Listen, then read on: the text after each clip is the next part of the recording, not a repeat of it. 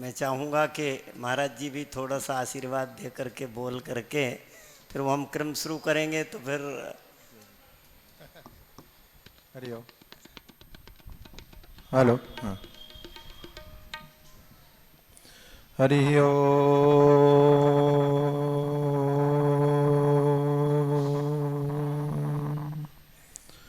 नमस्ते रुद्रमन्यव उतोत इखवे नमः। ओम शांति शांति शांति। पेयं पेयं श्रवणपुटके रामनामाभिरामम् ध्येयं ध्येयं मनसि सततं तारकं ब्रह्मरूपम् जल्पन् जल्पन् प्रकृतिविकृतौ प्राणिनां कर्णमूले वीथ्यां वीथ्यां मटति जटिलः कोऽपि काशीनिवासी सच्चिदानन्दरूपाय कृष्णाय क्लिष्टकर्मणे नमो वेदान्तवेद्याय गुरवे बुद्धिसाक्षिणे। 2 बार भगवान के नाम का संकीर्तन। हे गोपाल राधा कृष्ण गोविंद गोविंद। हे गोपाल राधा कृष्ण गोविंद गोविंद। हे नंदलाल राधा कृष्ण गोविंद गोविंद।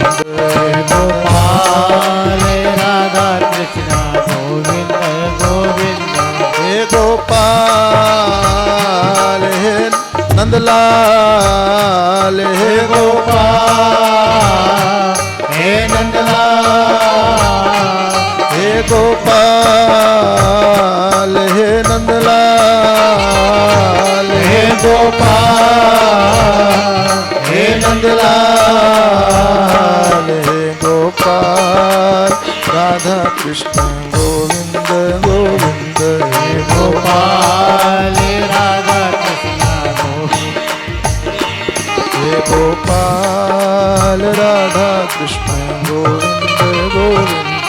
हे गोपाल राधा कृष्ण गोविंद गोविंद गोविंद। कृष्ण भगवान की जय। सद्गुरुदेव भगवान की जय। सच्चिदानंद भगवान की जय।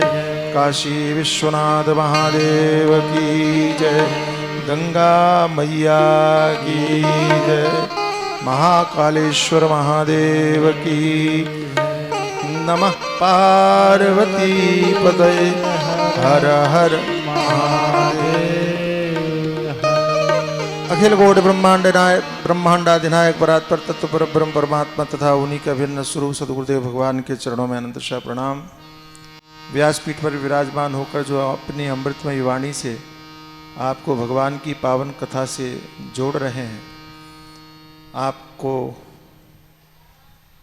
कल्याण के मार्ग पर ले जाने का कार्य कर रहे हैं, ऐसे हमारे परमादरणीय परम श्रद्धेय अनंत श्री विभूषित और हमारे अपने पूज्य महामंडलेश्वर स्वामी शांति स्वरूपानंद गिरी जी महाराज, परमादरणीय परम श्रद्धेय परम पूज्य अखिल भारतीय संत समिति के राष्ट्रीय महामंत्री हमारे बड़े अभिन्न पूज्य स्वामी दंडी स्वामी जितेंद्रानंद सरस्वती जी महाराज, हमारे परमादरणीय पूज्य स्वामी महेशानंद गिरी जी महाराज, अन्य समस्त विद्वज्जन, संगीत के साथी और आप सभी कल्याण की भावना को लेकर के काशी पधारे हुए भगवान की कथा श्रवण करने वाले सज्जनों एवं माताओं, बड़े ही हर्ष का विषय है। अधिक समय नहीं है क्योंकि हम कथा श्रवण करने के लिए आए। हम लोग तो बीच में कथा में बाधा बन रहे हैं, ऐसा कभी कभी लगने लगता है, लेकिन यह भी एक परम सौभाग्य है। जैसा कि हमारे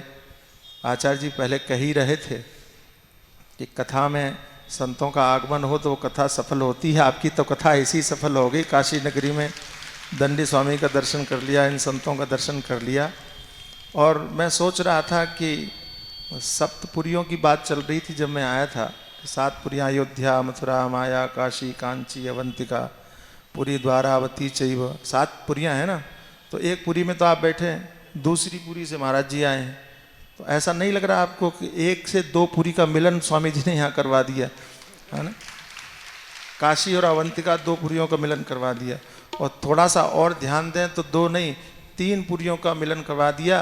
काशी पुरी में अवंतिकापुरी के आचार्य द्वारा मथुरापुरी के भगवान की कथा हो रही है। 3 पुरियों का मिलन हो गया, 3 पुरियों का संगम हो गया।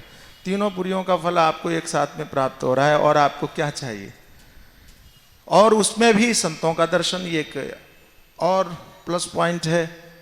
स्वामी जी अभी बता रहे थे आपको कि यहाँ काशी नगरी में ये मुक्ति का क्षेत्र है। श्रीमद् भागवत कथा मुक्ति की कथा है। तो 2 क्या डबल डोज बताया आप? आजकल एक नई बात चल रही है, डबल इंजन। तो डबल इंजन लगे हुए हैं। काशी की क्षेत्र जो है मुक्ति का क्षेत्र है और भागवत की कथा मुक्ति की कथा है। तो आपकी मुक्ति में तो संदेह है नहीं। वैसे भी मुक्ति में संदेह का कोई कारण नहीं है, क्योंकि जैसे महापुरुष के द्वारा आप कथा श्रवण कर रहे हैं, ये तो पूरी परंपरा ही मुक्त स्वरूप परंपरा है। मुक्ति का ही बोध, मुक्ति स्वरूप का बोध कराने की परंपरा है। ये तो आपको सदैव यही सिखाते रहते हैं कि आप तो कभी बंधन में थे ही नहीं, आपका स्वरूप ही मुक्त है। तुम तो फालतू में बंधन मानते रहते हो। मूलतः तो आप मुक्त ही हैं, आप किसी बंधन में हैं क्या? अच्छा, आपने कभी ध्यान दिया, आप सारे बंधनों को ओढ़ते हो, आप में कोई बंधन नहीं। ये माला मैंने बांध रखी है कि माला ने मुझे बांध रखा है? बोलो बोलो बोलो। माला ने मुझे बांध रखा है कि मैंने माला बांध रखी? कपड़ों ने हमें बांध रखा है कि कपड़ों को हमने बांध रखा है?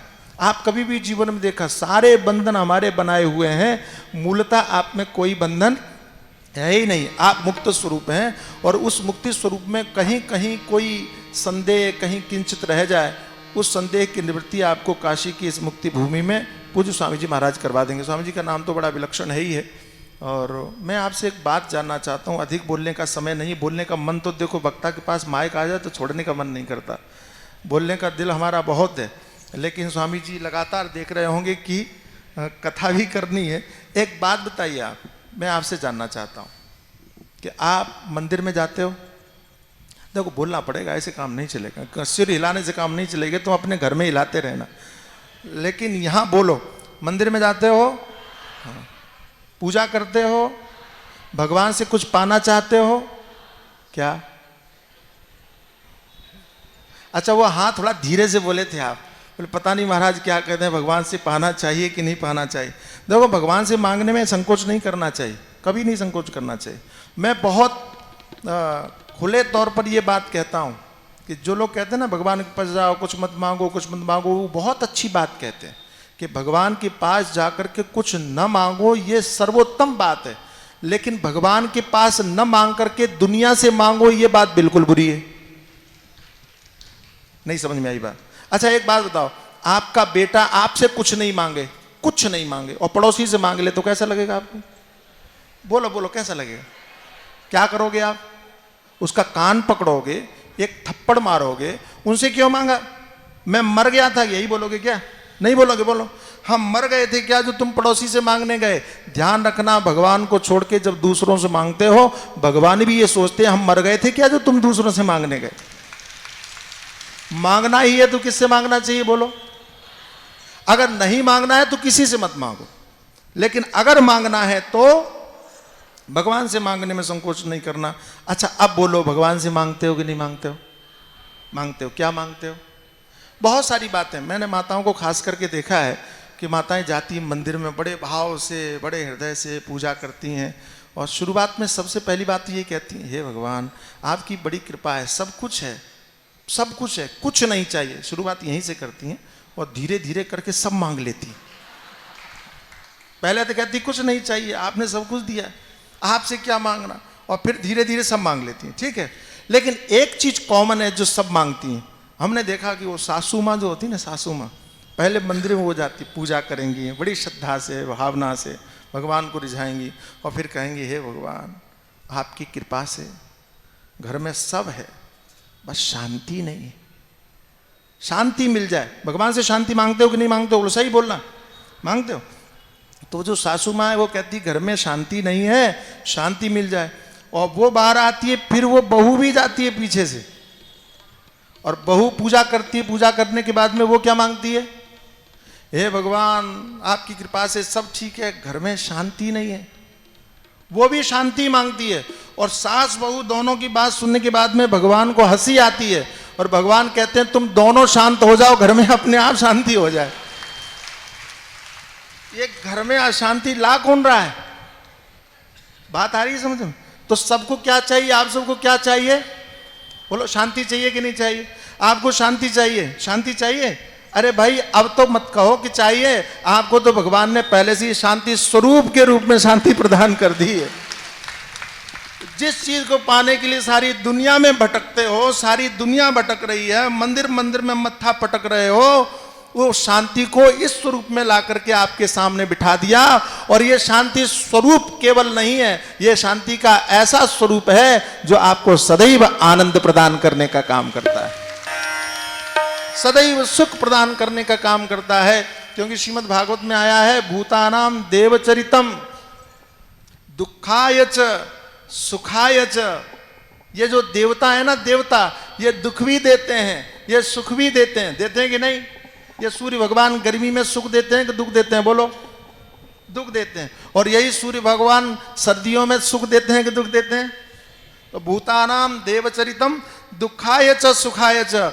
ये देवता तो समय आने पर सुख भी देते हैं और समय आने पर दुख भी देते हैं, लेकिन सुखाय वही साधु नाम, ये महात्मा ऐसे होते हैं जो केवल सुख देना जानते हैं, ये दुख देना नहीं जानते, ये शांति देना जानते हैं। ऐसे स्वामी जी महाराज का नाम तो शांति स्वरूपानंद है, लेकिन इन्होंने उज्जैन में क्रांति मचा रखी है, 4 धाम बना करके क्रांति मचा रखी है।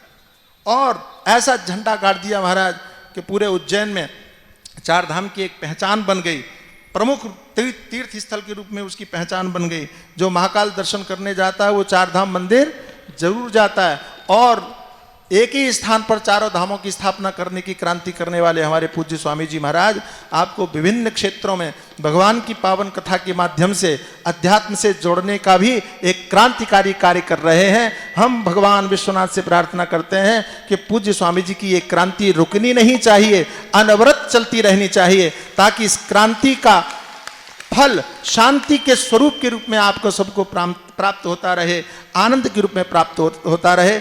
मेरी बहुत अभिलाषा थी कि मैं पूज्य स्वामी जी महाराज को, जहाँ अभी मैं रह रहा हूँ, जहाँ से आया केशवपुर आजमगढ़, वहाँ स्वामी जी को बुलाता, लेकिन अभी नया नया क्षेत्र है, अभी थोड़ा सा वहाँ सुविधाएं नहीं हो पाई हैं, इसलिए मन में थोड़ा संकोच रहा। लेकिन मेरी अभिलाषा सदैव रहेगी कि पूज्य स्वामी जी को वहाँ पर आमंत्रित करें, मुंबई में आमंत्रित करें, महर्षि पधारें। स्वामी जी की आज्ञा हुई, मैंने कहा मैं बिल्कुल आऊँगा और आपका दर्शन करके कथा सुन के धन्यता का अनुभव करूँगा। स्वामी जी का दर्शन करके साथ साथ में आप भावुक लोगों का दर्शन करके निश्चित ही अपने आप को आनंदित अनुभव कर रहा हूँ। इतना ही कह के अपनी वाणी को विराम देता हूँ, मैं कथा सुनता हूँ। हरि ओम।